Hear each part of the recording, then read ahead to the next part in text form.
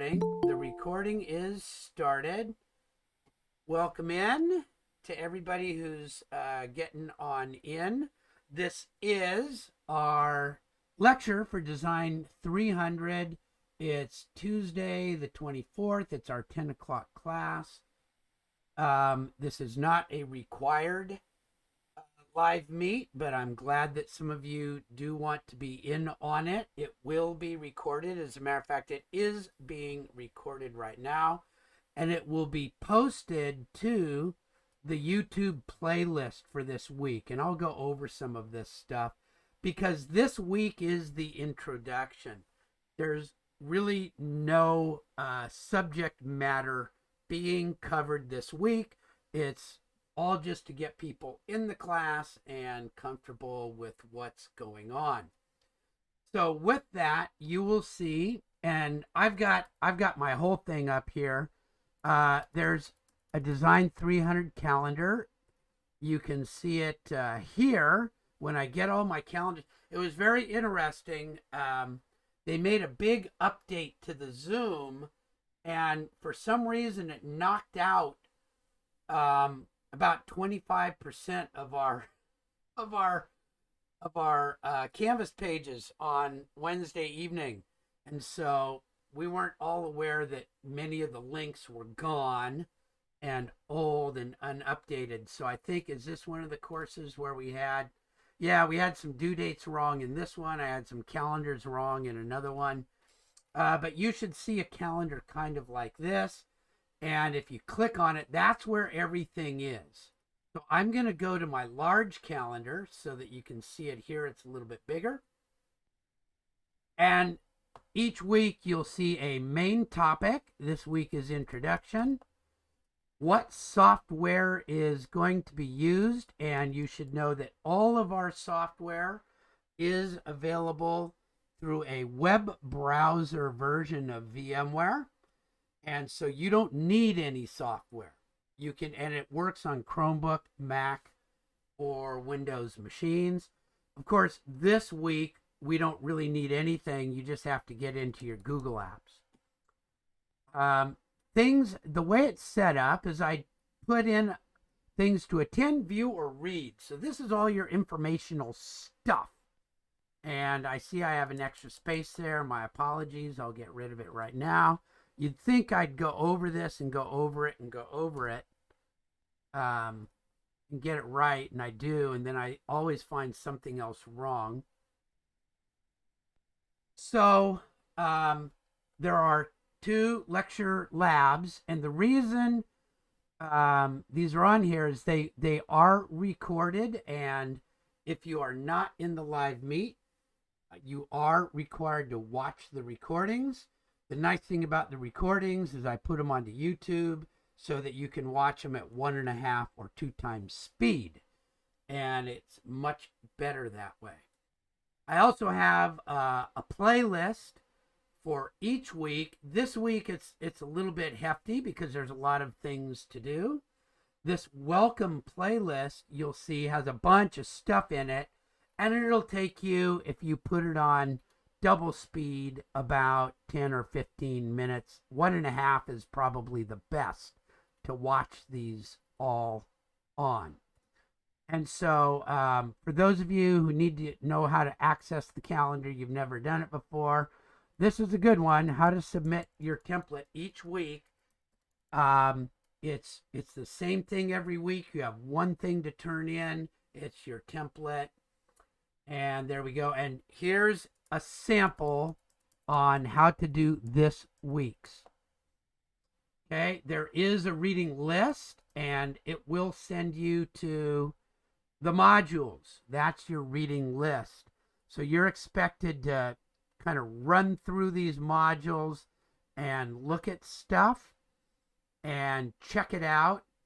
For sure, you absolutely need to look at the syllabus. It's so important that you'll look at it here and you'll look at it in your template. So be sure to, and we will run over the important parts of the syllabus too. So you can see, now this is if you need help, what I'm able to help you with and what other people are able to help you with. And, this is about our online discussions and how to do all that kind of good stuff. So this is just information for you to read and to go through. Student support, we always put that in there. And then there's some things to do. If you want to see it in module form, you will see that there's a module for orientation and a module for submittals. Really all I do. Everything else is on the calendars. But in the orientation, there are things to read and view, and then there's things to do. So you have 4 discussions to do. And then I'd like you to do this tech preparation. Those are things to do in the orientation. And then you've got your week 1 submittal to do. And that's your graded stuff for this week. But it's really just kind of practicing. Okay. So you'll see all that. I have an appointment calendar. And each week I refresh it. These not availables are places where I either am teaching a class or I'm one of the coordinators for the Design Hub. And so many of these are our production meetings for our interns in the Design Hub. And you can see some of that later on as we go. But you can go ahead and sign up for these. I'll go ahead and make that one go over there. So there we go. And you just type your name in and you're set and ready to go. Now I realize that many people, this is a fairly restricted amount of time. It's actually the time that I'm contracted for to the college, but I go outside these times. If you can't make these times, you just send me an email. I will make a time where I can meet with you, or I will make every effort to make that time to meet with you. And the best thing to do is put in a name and what class you're looking at doing. Okay, so that's how to use the appointment schedule, and everybody's got the ability to edit. So you just go in there and do it. Again, here's the sample. Here's how to do week 1. Welcome to another demo for... Okay, so you'll see that I use a lot of animated demos. We have a team in the Design Hub that helps us make these as professors. So it's kind of a better way than listening to me do it. It also cuts the time down. But you'll see it's week 1 submittal is always, how do I do it? How do I do it? How do I do it? There's how to do it. There's how to do it. And there's how to do it. So it's on this calendar 3 times, and you can look and see how to do it. The things that you're supposed to do are some introductions, and you'll see some people have done it already. It's really cool. And I'm asking you to please make to talk. Actually make a recording. You can't or you won't, that's okay. You'll still get full credit. Clarissa's is still going to be full credit, and I don't really count these. You just have to kind of do them and say you did them. But it's nice to have a video. The reason I asked for you to do that is at some point you're going to be in a job interview, and if you've never talked about your work, your first interview can be really, really hard. And sometimes that first interview is the job you really, really want. So throughout our whole program, you'll find that we ask you to actually talk and to present yourself speaking. And it doesn't matter. We've had students go, I don't, I've got an accent. That's okay. When I go to Columbia with my wife, I'm the one with an accent. And I don't even understand 2/3 of what's said. So I get accents. They're actually something that we all have an obligation to really listen to people and understand what they're trying to say. And you'll see that in some of the orientation videos, that's how we do it. But if you look at the discussions as a whole, you will also see that each week I will put in the pinned discussions the things that you're expected to do. So I sort of try to get things in lots of different ways. Here they are on the things to do list, and here they are in the discussions. Now, you don't get a grade on each of these, but you will see that in the submittal, you have an opportunity to say, yes, I did some discussions. And I look at that, and that's part of my overall grading for your submittal each week. Often you're going to see that we do simulations. In this class, this semester, we're doing a cool simulation called Drop Bear Falls. It was made for Australian National University for an anthropology class, and it was an economics anthropology class. And there's some really cool parts of it based on I think that's the one we're doing. And hold on a sec, I need to see if that's what we're doing. Are we doing Drop Bear Falls? Now I have to look and see.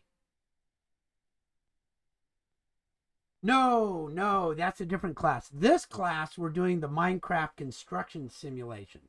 That's right. See, I'll get myself set. So we will be doing Minecraft educational. We have a construction project where you get to identify a site and grub a site and grade a site and backfill a site and pour a pad and build to a blueprint. Although it's Minecraft, so it's 1 meter blocks, but it lets you go through the whole process. So we'll be working on that. So this week, there are no simulations to do, but most weeks there will be some portion of a simulation. And here's the cool part. You're welcome to work with somebody else. Minecraft and most of our simulations are meant to be shared jobs. So that's a cool thing. I encourage you to work with a colleague or two as you do this. You just have to let me know which part you did and which part they did. And then this week, our skill development activity is really just a tech prep kind of look this over and make sure that you've done this little survey right here. And it all, usually I set up our Google Docs so that it makes a copy. That way you don't have to worry about, getting in and make a copy, assign a copy, place the copy. I just have it set so it makes your own copy. And you can go through each of these and just let me know what you think. You don't even have to turn it in to me. By the way, I loved The Office. I thought that was a great show. Partly because it was very much like The Office that I did work in. Okay, so that's your skill development. You'll see next week we start into skill development that is a little bit more in depth, where you'll be learning how to make calculations. This is about moving dirt and finding pad heights and volumes and areas based on these. And if you already know how to use a spreadsheet, this is a 2-minute job. If you don't know how to use a spreadsheet, here's a video demonstration and it becomes a 10-minute job, 5 minutes of which are watching the demo. Okay, these are not meant to be onerous, but they're things that you can show to future employers as evidence that you've been through a skill and that you've got it. Okay, so these are not meant to be big. This one's a little bit more that didn't work. See, these links got all messed. Okay, so I need to go redo that link. Where did that link come from? Get rid of that one. I'll give you that annotation file. But that's actually going to be using Revit. You're going to learn right off the bat how to start using the program called Revit. So that's sort of next week. So there will often be actual skill development things and collaboration. In this class, it's a very short class. There's not a lot of work on that.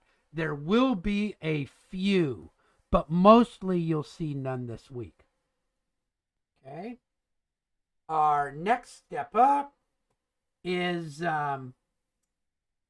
what do you have to turn in every week? And every week, I will give you a submittal template that identifies exactly what to turn in that will provide evidence of what to do. And so let's see if that goes to the right one. Hope it does. It does. Look at that. Okay, and you get points. This page is worth 2 points. And I've got a video on how to do it. And you'll just go through here and you'll cut and paste things into here. Bing, bing, bing.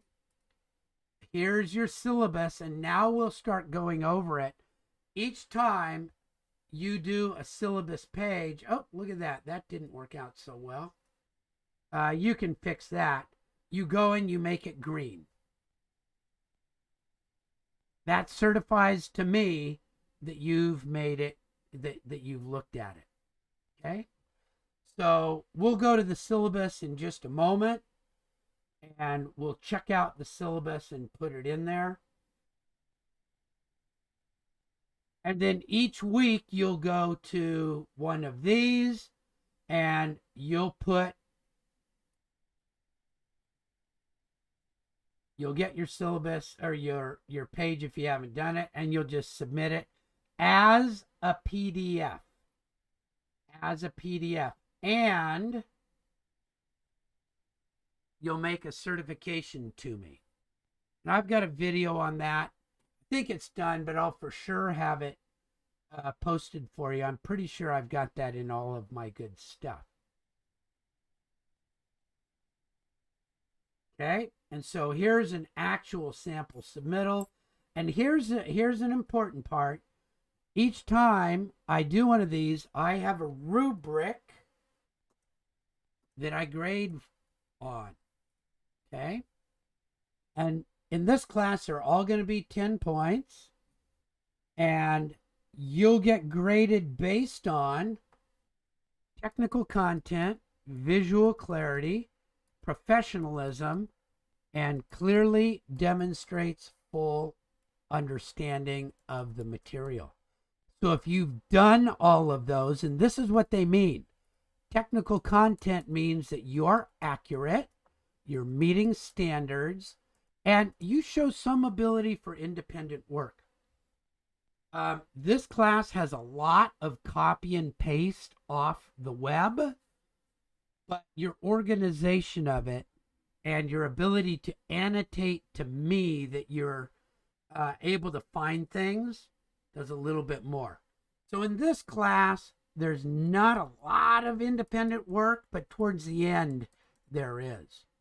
Visual clarity, your work needs to look nice, have good colors, and that you're following good font standards and things like that. And I'll give you feedback on those. Annotations for professionalism, each document is a standalone.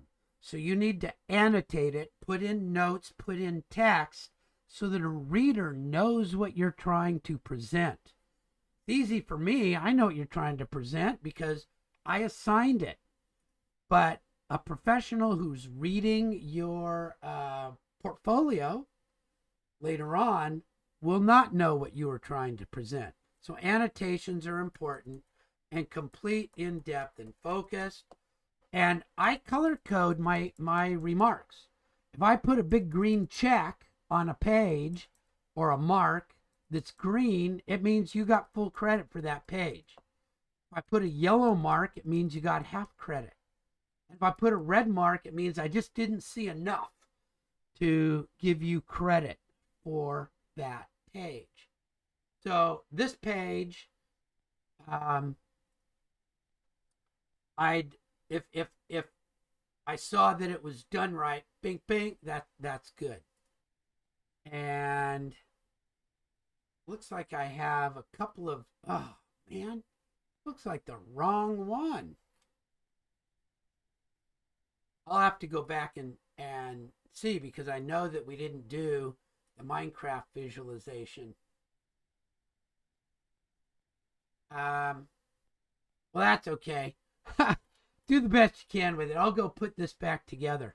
I tell you, the links from these things, they messed me up so bad when they made that zoom change. It just messed our whole system. So that's kind of a booger. But we'll work around on those. I'll make sure that we have all the right ones posted in there. Looks like it's got the same one in there. Let's see what that one shows. No, they're all the same one. I'll go back and take a look and make sure it's been updated. Okay, so then the last thing that I want to make sure that we do is I want to go back to the orientation module. And I'm going to go to the syllabus and I'm going to go through it just pretty quickly. So here is your syllabus. You click on it. This is our syllabus and it works for all of my classes.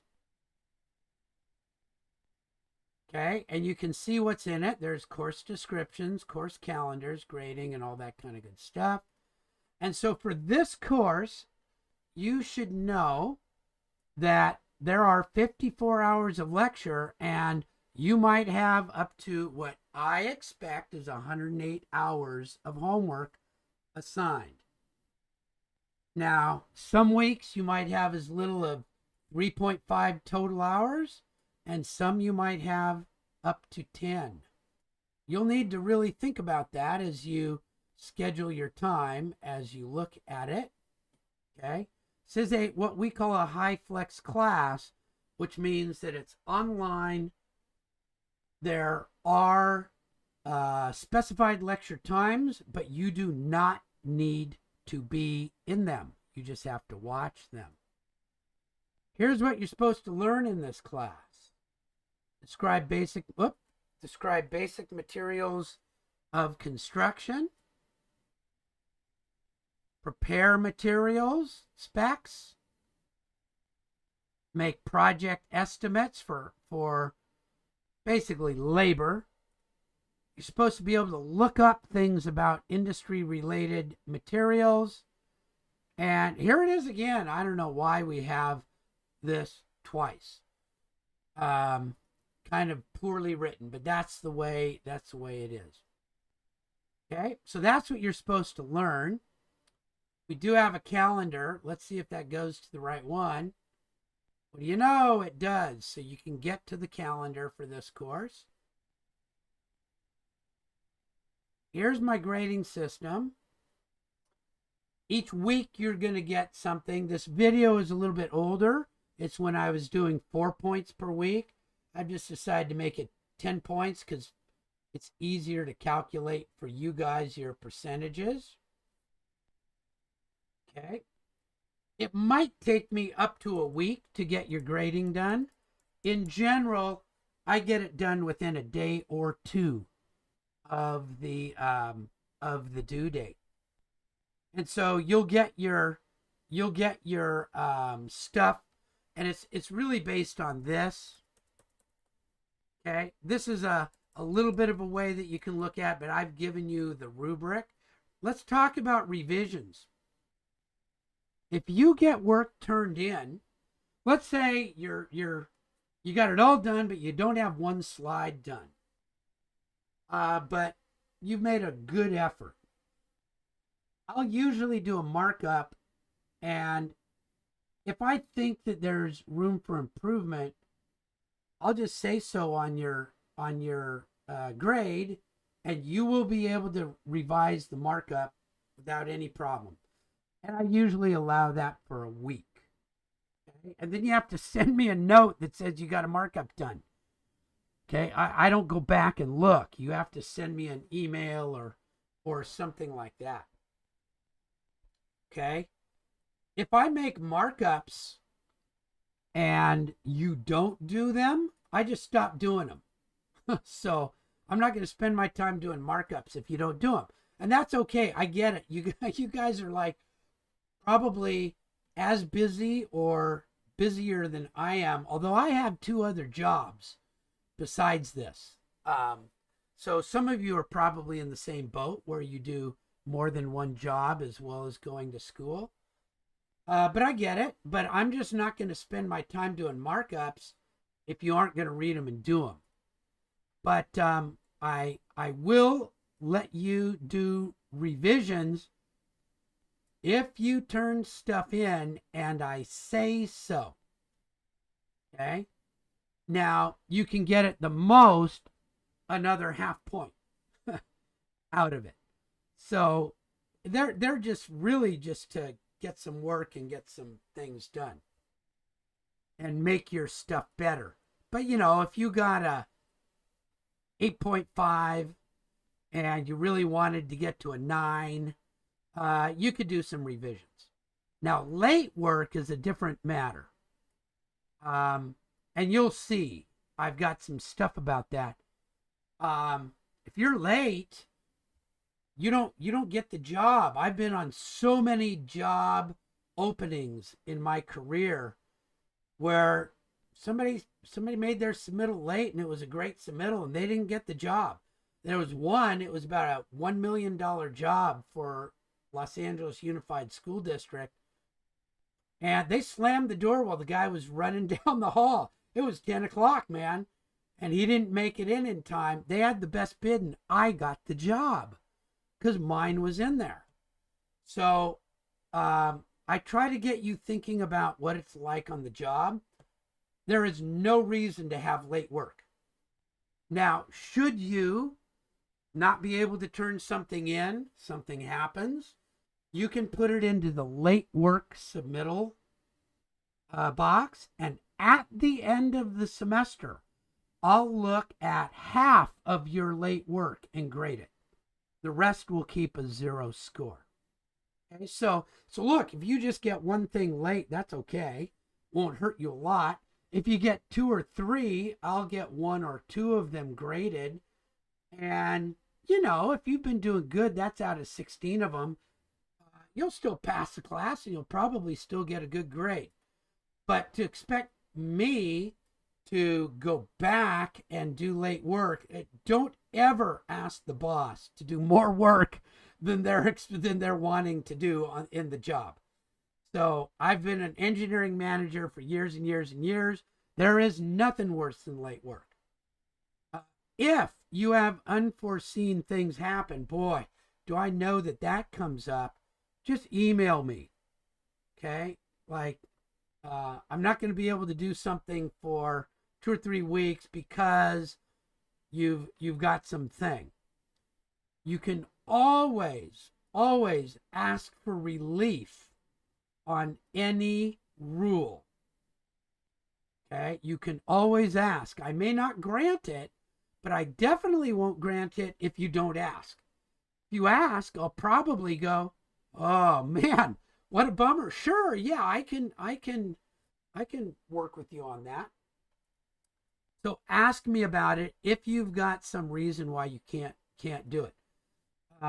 Particularly if that reason has to do with putting food on the table or taking care of your family or things like that. Our goal as a department is to be very understanding about the situations that happen to all of us, not just students, but other faculty and our staff. All sorts of things come up. Like I have 2 or 3 friends that left all of their work and their computers and everything behind because their property just got burnt out. And so they're trying to figure out how they're going to be working. So I get it totally. It's not just students either. Okay, here's another important part. Reductions to your final grade. This is super important, and it comes from my experience in engineering, working and getting jobs done and having clients that expect jobs done and not getting paid when we didn't get jobs done. There's a final product, and that product needs to be delivered correctly at the right time and in the right format. Right thing, right time, right format. And so there are a few things that are so important that even though they're still just worth 10 points, they're so important that I will reduce your final grade by 1 letter grade if it happens. One of them is if you're not keeping up to date on looking at the online material. Now, I actually know, okay, particularly with your discussions, and if you're looking at the YouTubes, guess what? My YouTube channel lets me know how many hits I've got and things like that. So you need to be keeping up on it. Okay? And I'll see it also in your submittals. So you'll need to be keeping up on your instructional material. If you have 3 or more late weekly submittals, say week 9, week 12, and week 13, if those 3 are late, you will, first of all, not get them all graded, and second of all, your grade will go down by 1 letter grade. Now look, it is so easy to make a submittal. Push, copy, submit, even if it's blank. Okay? So you must be taking care of making your submittals. And then we have a final portfolio, which is made up of the things that you've done all semester long. And that's sort of like really the end goal of this class. It's what you take to an employer in the future that helps you get a job. And so if you don't turn that in, that's like doing a whole bunch of work on a contract and then not giving your client the work. So you have to turn in that final portfolio, or you will go down 1 letter grade. And it's easy. It's easy. If something happens that really prevents you from doing these things and you know in advance, again, let me know so that we can work out an alternate plan that works for you. I tend to do that with people. Okay? Any questions on that yet? I know that's like holy crime, Neely. That sounds really tough. It is. You are right. My grading system is tough or restrictive. However, you'll find that I'm a super easy grader. If you've done a nice job, and I also am what I call a progressive grader, the first 2 or 3 or 4 weeks, I'll be giving you feedback that helps you get in line with my expectations, and I'll give you pretty good grades in the hopes that you're learning and it's getting better as you go. By week 5, 6, 7, I'm getting a little tougher. 8, 9, 10, I'm kind of strict. 11, 12, 13, 14, people say, they say a lot of bad names about how tough I grade, but I don't really. Read my ratemyprofessor.com. It'll give you a good review, right? Any questions about that? You can pop up with your voice or just put something in the message box.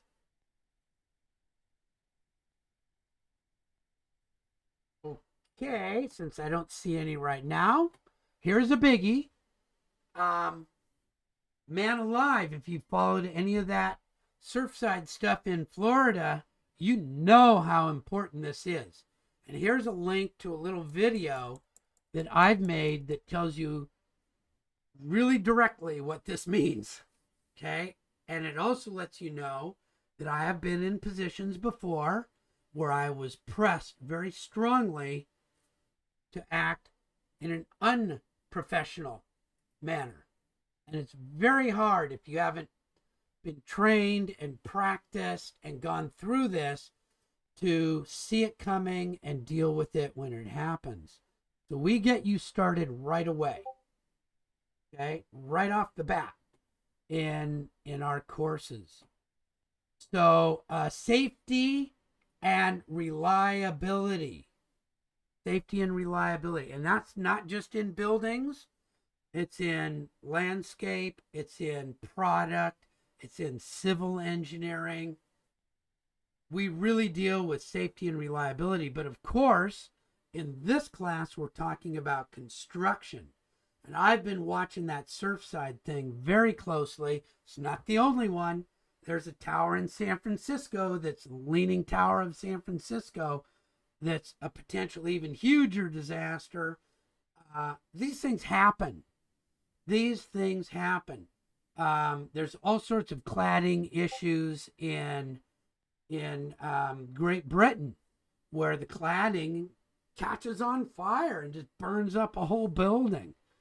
So safety and reliability, safety and reliability, safety and reliability. And we rely on designers, engineers, and architects to certify that we meet all the standards as well as the client's requirements. Okay? So your ability to truly and honestly certify your work starts with what you do and when you did it. And so I ask you to make those certifications to me. Okay? Another thing that you need to know is as faculty, we have an obligation to the local industry professionals that are hiring you guys out of our program that we've given you this training. And that when we give you a passing grade, we have adequately trained you in the integrity and the skills of our profession. Whether that profession, again, be landscape, architecture, mechanical design, civil design, interior design, flying drones, whatever it is. So we are required to do that. And by me giving you a grade, that's my certification to our local industry. So what does that mean? Turn in your own work and only your own work, unless I've specifically said collaborate in a certain way. And I'll tell you, this is really hard because sometimes like, oh my gosh, you're busy, you really want to get it done, you don't want to go down a letter grade, blah, blah, blah. You're much better off contacting me and letting me know your situation than doing this, because I will hammer you on a false certification. You will go down a letter grade. Okay? It's going to happen, okay? Because I'll look at you again and we'll find it. Okay? So violation, if you, and look, it has to represent your own skill too. Now, if the skill is looking up material resources and showing me what you've got, of course, you have to show me that you went and looked the stuff up and you cut and pasted it and put it into place. Okay? But it needs to be you looking things up and you cutting and pasting them and putting in place, and not from another student's work. Okay? Violation is what's called a false certification of your skill and ability. Okay? And it will reduce on a 0 for all work that week, and it will result in a complete deep reevaluation of all the work submitted to date. And I will regrade anything that I see is a problem, and you will get a meeting with the Dean of Tech Ed, who, by the way, used to be the department chair of our department. So he understands this stuff all often, and it may result in a referral to the Office of Student Conduct. Okay. And then here's the important one. If you copied off of somebody, usually that somebody helped. This applies to them too. Okay. Oh, man. Youch. That's a booger. Any questions on that, though? You get the feeling that that's really important? Okay, there we go. Hopefully that's very, very, very, very clear. All right, so now what is this participation thing? We do expect you to participate. It's a high flex lecture and lab. You get to choose how you participate. For collaboration, mostly in this class, you're just going to post some things onto the discussion board. Progress checks. I'll ask you at times to make a summary of what you've done and what you know. Please feel free to ask me any questions about the class via email. Although I get probably 200 emails a day, and it takes me about 15 minutes to sort out the garbage, and then I've usually got an hour to 2 of just replying to emails that are important.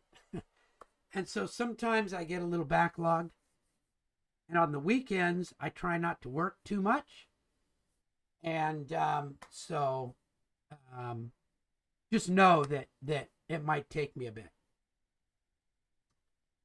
So this one's important. Professionalism. And most places do have standards for professionalism, and this is no different.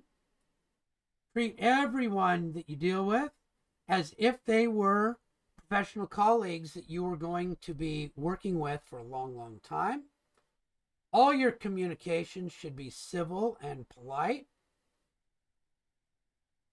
even if you might have a big difference of opinion. In this class, I don't ask for opinions too much, but when we get into land planning and figuring out what's a good design or a deficient design, that can be a big deal. Okay? When you're online and your camera is on, try to look professional and well-dressed. This is about enough. If you'll notice, I've got a thing on professionalism. You don't have to wear a tie. I hate wearing a tie. I have been caught on rotating equipment and almost lost an arm. Thank goodness there were emergency shutoff switches, and it was a slowly rotating piece of equipment. But try to be well groomed and have good manners when you're participating online. And oh my gosh, do we have some, I'm sure you've seen it by now. We have some very interesting and funny experiences with that as we go through. Okay. Materials and supplies. Design tech is 0 textbook cost, and we also try to keep supplies to 0. We use this thing called VMware. I guess I have to put my link back in here too. But you've got it all over the place. If you do not have access to an appropriate computer, contact your home-based coach. Shane Lipscomb has recently gone to another position, but you can look at your home base or you can contact me. Okay? And we do have opportunities to help you with headphones and a mouse and a Logitech and a speaker. If you need something, please let us know, and we will do everything to get you what you need as best as we can. And that goes for little supplies too. There are additional resources for you.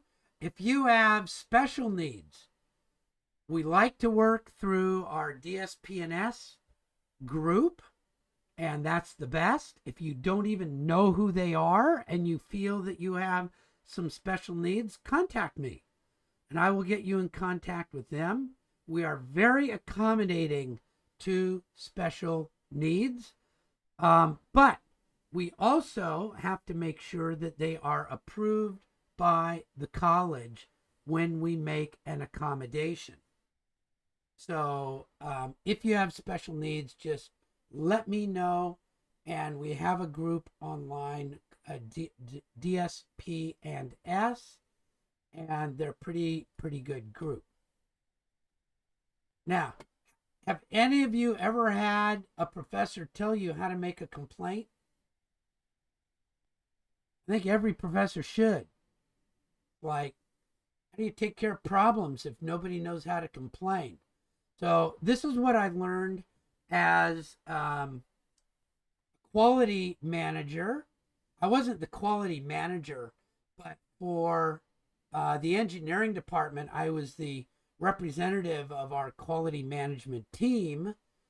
And so I was very involved with many aspects, all aspects of our quality system. And the very first time we did an ISO audit of our quality system, they walked out about half an hour in. We had paid $30,000 for this 3-day audit. And they said, you don't even have a system to take complaints. You're so deficient that nobody can even complain. And that struck me really, wow, you are absolutely right. And they weren't talking about our customers. They were talking about us. Our customers did have a way to complain.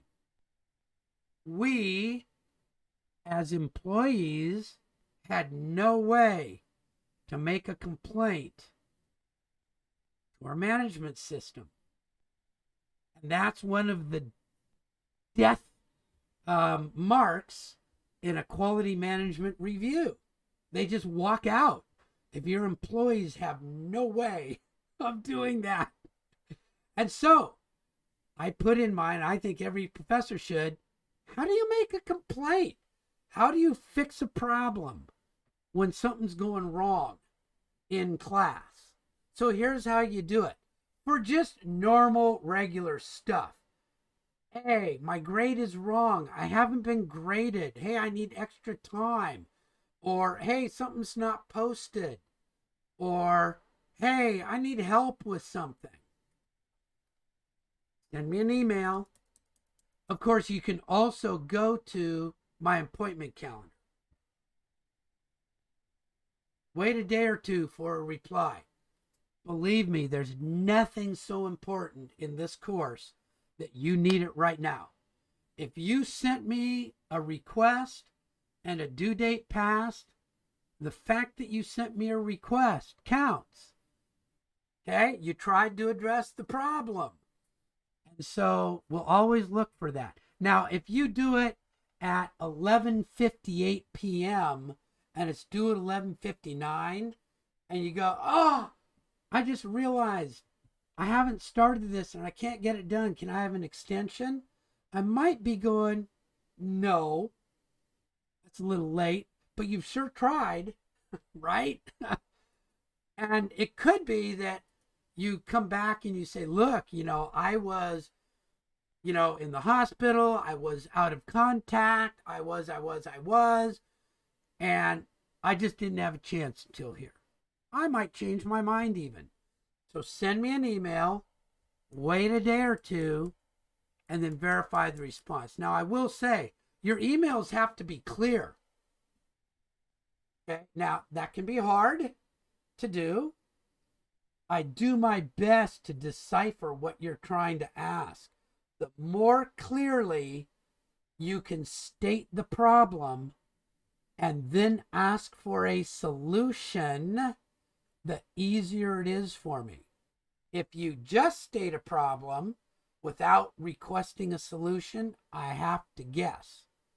If you ask for a solution without stating the problem, sometimes I'll say no, because I don't know what you're talking about. So try to do both. So that's what you do if it's something in the class. However, sometimes it's like big, and you don't want to bring it up with me because I'm the problem. And, or you tried to bring it up with me and the resolution wasn't good enough for you. Okay. You need some place to go. And that's our Dean of Tech Ed. His name is Gary Aguilar. And yes, he used to be faculty, and yes, he used to be part of this department, but he is an awesome dean, and he is totally student-centered, and he is also super knowledgeable about all the ins and outs and requirements and things like that. So you can, if it's bigger than this, you go to the dean and just say, hey, there we go, got a problem. And you do the same thing. And then if he can't help your concern, he will give you the process. Okay, so that's the important things that I wanted to go over. We will go over just a little bit more on Thursday to make sure that you know what to do and how to submit.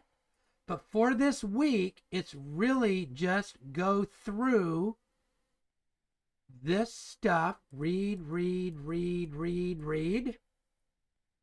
do,